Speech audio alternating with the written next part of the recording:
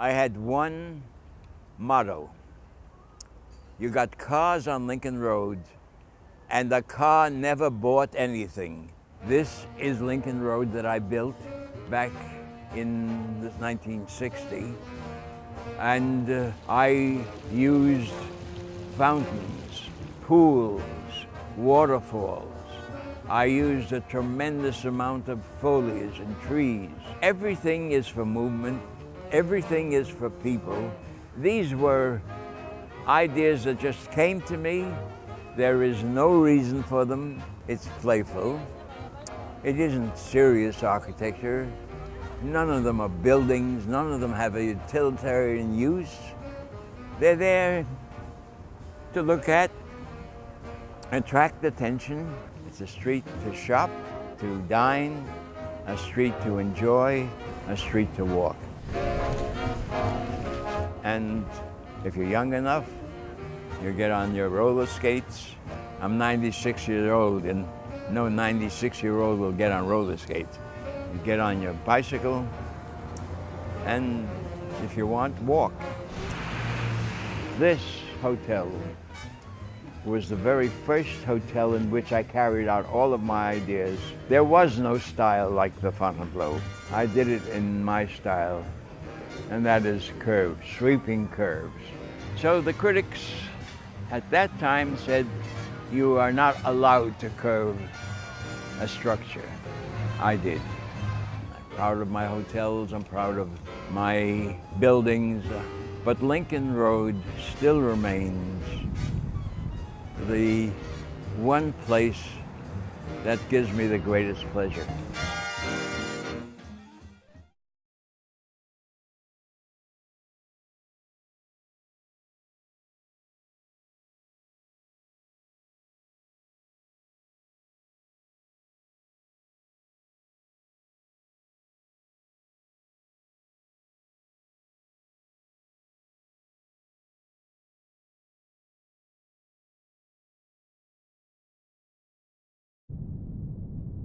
In 1977, NASA launched Voyager 1 and 2 to explore and document our solar system and the interstellar space beyond.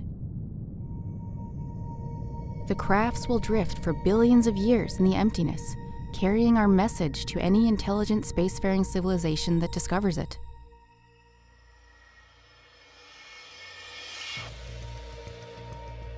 A golden record contains instructions written in the universal language of science to decode its contents.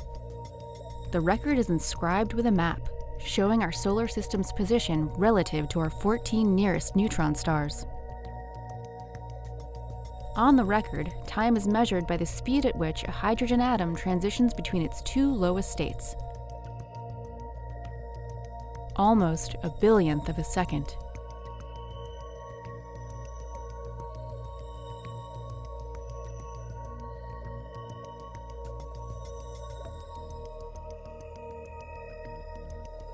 The rotation of the record should take 3.6 seconds when played, and the record's contents require approximately an hour to be played. Sound waves from the record can be decoded into binary numbers, which form pixels, which are arranged into images. Along with images, greetings, sounds, and music from around the world were included.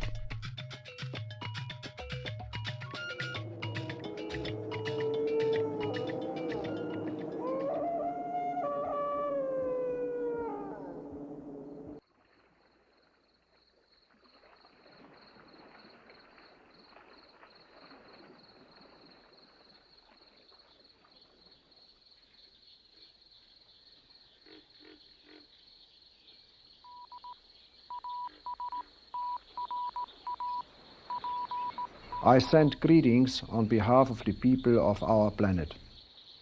We step out of our solar system into the universe seeking only peace and friendship, to teach if we are called upon, to be taught if we are fortunate.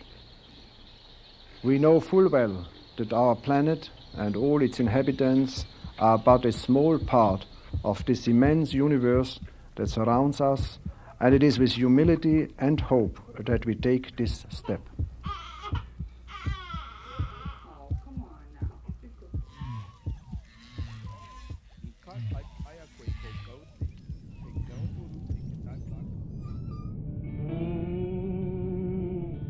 We will likely never know if the record is discovered.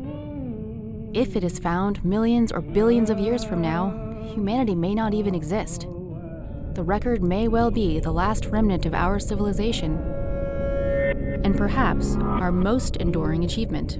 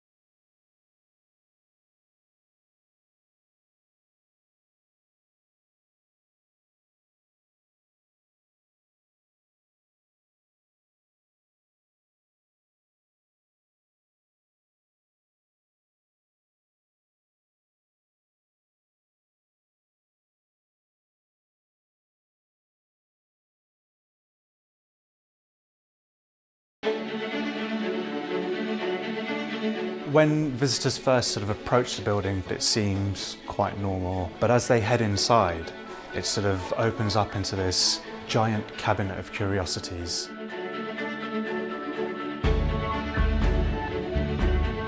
John Soane was a Regency architect. He was a self-made man. He was born in 1753. The collections span centuries and ages. We have over 30,000 objects.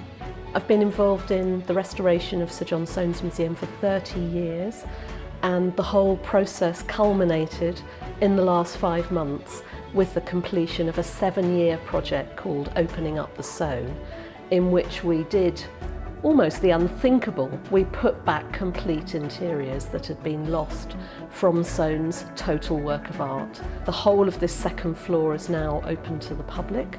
We also opened the kitchens in the basement, which the public have never seen. This museum looks pretty much exactly as it did on the day of Soane's death in January 1837. He creates very interesting juxtapositions of space. It's very theatrical. This is, if you like, the pièce de résistance of Soane's museum. He's managed to squeeze over 110 paintings into a pretty small space. But I think the biggest draw for visitors, deep intake of breath as I do this.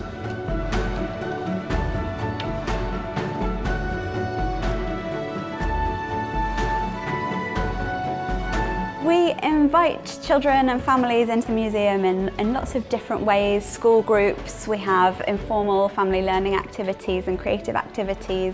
I think it's a really fantastic museum for children. So many different nooks and crannies, mysterious places, stories that can be told out of it. And children find it really, really fascinating. It does inspire your imagination, this place, no matter how old you are. Not only have we now got the whole of the museum as Soane intended, we've also created 2 new exhibition spaces and a new foil space right in the heart of the museum. Our exhibition with Mark Quinn is, I think, a wonderful initiative in that we found an artist who came to us with the idea of engaging with the collection in a very intelligent way and producing works that were designed to fit in amongst Soane's own collections. Explore Soane is some really cutting-edge technology. It's involved scanning the whole museum and then certain objects within it. So for example, the sarcophagus that I'm standing next to has been scanned and you can get up close to it. Designers, people from all over the world come here to see this building, to look at his drawings, and to get inspiration from him.